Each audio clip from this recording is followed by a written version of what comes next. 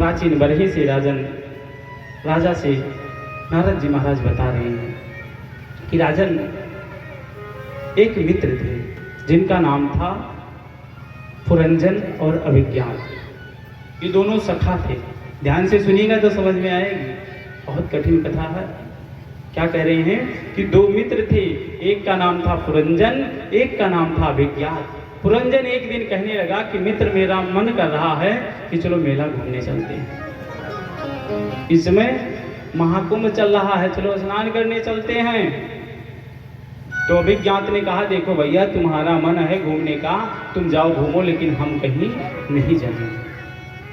कहे कि हम कहीं नहीं जाएंगे, जाओ तुम घूमो।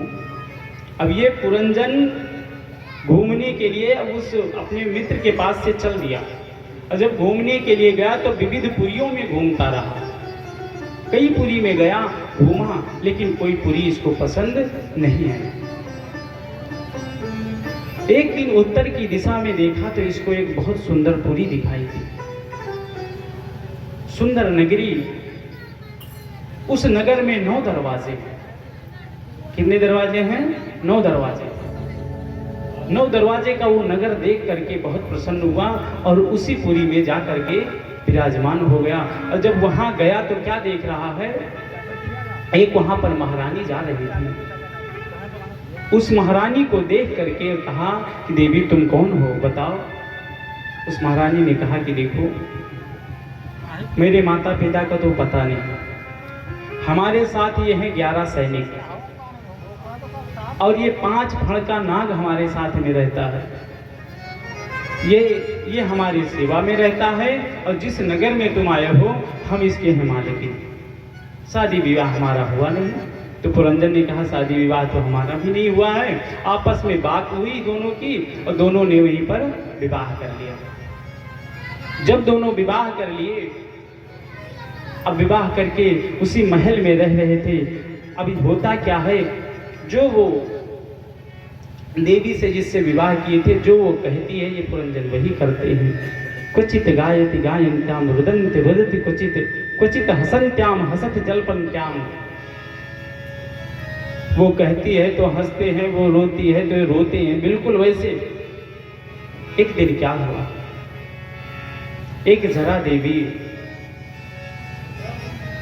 चंडवेग के पास में पहुंची और कहने लगी कि देखो, हमारा विवाह नहीं हो रहा, हम विवाह करना चाहते हैं। काली कलूटी कुरूपा है। अब जब काली कलूटी कुरूपा है तो उनसे कौन विवाह करना चाहेगा? कोई विवाह करने के लिए हाँ नहीं करता है। तो चंडवेग के पास में गई और कहने लगी कि मैं विवाह करना चाहती हूँ। तो चंडवेग ने कहा कि आपका स्वरूप ऐसा है कि आपसे ऐसे तो कोई विवाह करने के लिए राजी नहीं होगा। तो एक काम करो, हमारे पास सैनिक हैं। बताया कि 360 गंधर्वियां हैं और 360 गंधर्व, कुल मिला के 720। इतने सैनिक हमारे पास हैं, और जो भी तुमको पसंद आए, जाओ उसके ऊपर आक्रमण करके उसको जीत लो, उससे अपना विवाह कर लो। जरा देवी को ये समझ में आ गया और नगर में खोज के लिए चल दी। तो किसके ऊपर इनका निगाह पड़ा? वही पुरंजन के ऊपर। पुरंजन को जब देखी, उन्हीं के ऊपर मोहित हो गई, और जब मोहित हुई उन्हीं के ऊपर आक्रमण कर दी। उनके पास से सैनिक कितने थे? 11 सैनिक और 5 फण का नाग, केवल इतने था। और ये जरा के पास में 720 सैनिक थे, तो 720 पड़ गए भारी। तो एक एक करके सारे उनके जो 11 सैनिक थे, सब एक एक को निपटा दिया। जब सारे मारे गए तो ये जाकर के जरा ने आक्रमण करके एक एक सैनिक को मार करके खत्म कर दिया। और जो पुरंजनी थी उनकी पत्नी, उनको भी मार दिया। जब सब मर गए तो खाली बचे पुरंजन। जब पुरंजन खाली बचे, अब ये रोने लगे, हाय मेरी पुरंजनी, हाय मेरी पुरंजनी मारी गई, यही कहते कहते और ये भी अपने प्राणों को छोड़ दिए। और जब ये भी अपने प्राणों को छोड़ दिए तो बताया गया, अंते या मति सा गति। जैसे अंत में मरते समय हमारी मति होती है, हम उसी योनि में प्रविष्ट करते हैं। क्या बताया गया? उसी योनि में प्रविष्ट करते हैं। आज ये जो पुरंजन थे, ये एक स्त्री के योनि में प्रविष्ट हो गए। ये स्त्री का इनको जन्म मिला। स्त्री का जब जन्म मिला तो इनका विवाह हुआ एक मलय ध्वज नाम के राजा के साथ। 2-4 बच्चे भी हुए। एक दिन मलय ध्वज राजा रण में मारे गए। जब रण में मारे गए तो क्या हुआ, अभी ये पहले सती प्रथा था, तो अपने राजा के शव को ले करके यही पुरंजन जो स्त्री के योनि में थे, ये अपने पति के शव शरीर को लेकर के और जा रहे थे सती होने के लिए। तब तक वो इनका जो मित्र था, क्या नाम था उसका, विज्ञान, वो ढूंढने पहुंच गया कि अरे मेरा मित्र मेला देखने गया था, पुरियों में घूमने गया था, वो घूमकर अभी तक आया क्यों नहीं, कहाँ चला गया। उसी की खोज में ये ब्राह्मण का रूप धारण करके वही अभिज्ञात निकला था। वही अभिज्ञात जब ब्राह्मण का रूप धारण करके निकला तो यहाँ क्या देख रहा है कि ये मेरा मित्र तो किसी के साथ सती होने जा रहा है। जब इस दृश्य को देखा तो जा करके ये अभिज्ञात जो ब्राह्मण का रूप धारण करके गया था, ये कह रहा है अरे मित्र, ये किसके साथ सत्ता होने जा रहे हो।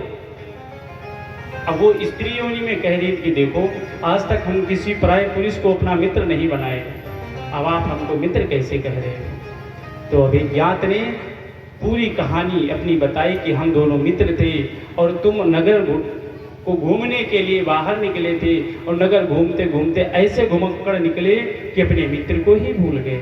जब सारी बात याद दिलाई, दोनों मित्र फिर उठकर मिले और पुनः वापस घर में आए। ये कथा कौन कह रहा है, नारद जी। किससे कह रहे हैं, प्राचीन बरही से।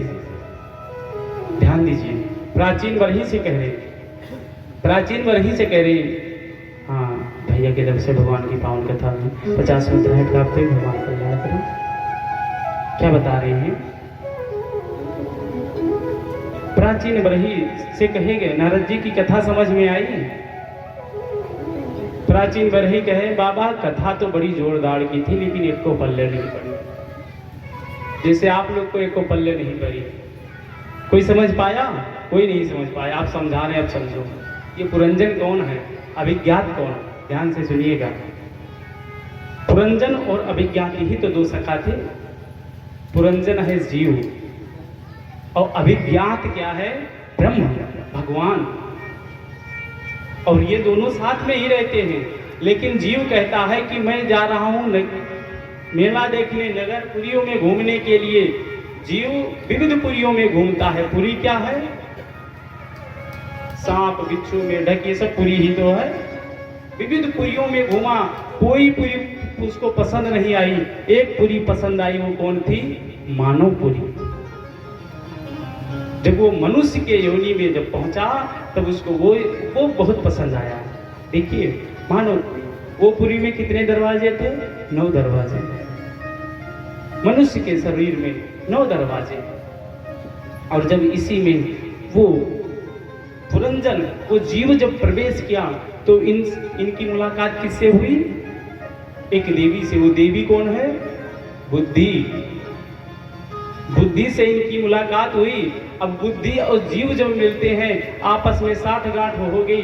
तो बुद्धि के साथ में 11 सैनिक हैं। वो कौन है, 11 सैनिक हैं। 5 ज्ञान इंद्रियां, 5 कर्म इंद्रियां और उनके जो सेना नायक हैं जिनका नाम है मन।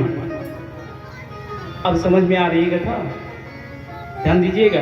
और 5 फण का नाग, पंचप्राण जिसे कहते हैं, वो साथ में हमेशा आहरण्य सेवा में लगा रहता है। पंचप्राण किसे कहते हैं, प्राण, अपान, उदान, समान और व्यान। हरिओम। क्या बताया गया, ध्यान से सुनिएगा।